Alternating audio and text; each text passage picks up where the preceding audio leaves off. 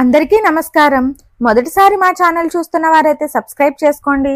పక్కనే ఉన్న బెల్ ఐకాన్ని క్లిక్ చేయండి. ఓం నమో భగవతే శ్రీ రమణాయ. భగవాన్, ఆత్మవిద్య చాలా సులభమని మహర్షి అన్నారు.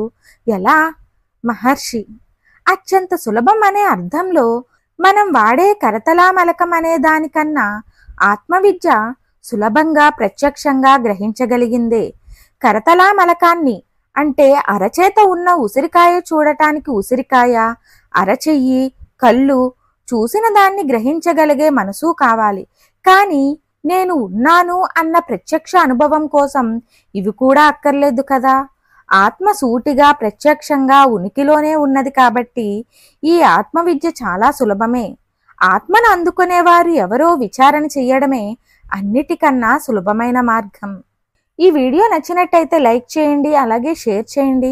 కామెంట్ రూపంలో మీ అభిప్రాయాన్ని తెలియచేయండి.